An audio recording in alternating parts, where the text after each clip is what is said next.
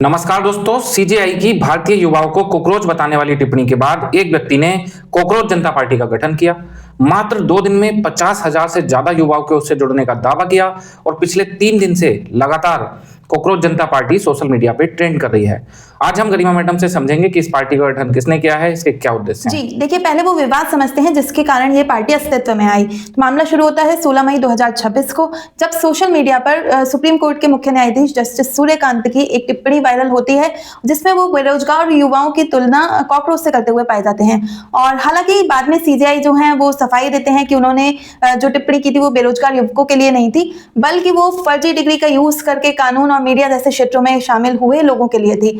लेकिन तब तक इंटरनेट पर गुस्सा फैल चुका था और इसी गुस्से के बीच में उसी दिन 16 मई को अभिजीत डिपके नाम के एक युवक ने कॉकरोच जनता पार्टी का गठन किया और एक वेबसाइट बनाई और एक्स पर पोस्ट करके लोगों को आमंत्रित किया कि उस पार्टी को ज्वाइन करें। आप समझते हैं कि अभिजीत डिपके हैं कौन? तो अमेरिका की बोस्टन यूनिवर्सिटी से पब्लिक रिलेशन में मास्टर्स की डिग्री कर रहे एक युवा हैं और इससे पहले वो आम आदमी पार्टी से भी संबद्ध रह चुके हैं। अब लोगों के मन में प्रश्न उठ रहा है कि क्या सच में ये एक राजनीतिक पार्टी है? क्या सच में ये चुनाव लड़ेगी? तो इस पर अभिजीत डिपके का कहना है कि उनकी पार्टी धर्मनिरपेक्ष, समाजवादी, लोकतांत्रिक और जाति विरोधी संगठन है और गांधी, अंबेडकर और नेहरू की विचारधारा से प्रभावित है। लेकिन ये कोई चुनाव लड़ने वाली राजनीतिक पार्टी नहीं है, बल्कि व्यंग करने वाला एक राजनीतिक संगठन है और इसका मकसद सिस्टम, राजनीति, मीडिया, लोकतंत्र, न्यायपालिका आदि के मुद्दों पर व्यंग के माध्यम से सवाल खड़े करना है और जनता को जागरूक करना है। यहाँ तक कि पार्टी ने अपने में शामिल होने के लिए 4 व्यंग्यात्मक योग्यताएं भी रखी हैं,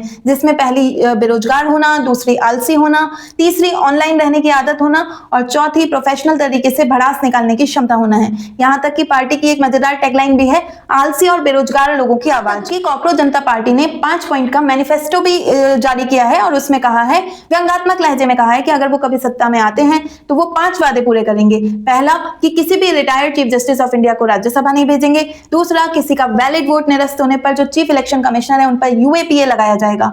तीसरा, महिलाओं को 33% नहीं बल्कि 50% आरक्षण दिया जाएगा, वो भी सीटों की संख्या को बढ़ाए बिना, और यहाँ तक कि कैबिनेट में भी उन्हें 50% का आरक्षण दिया जाएगा।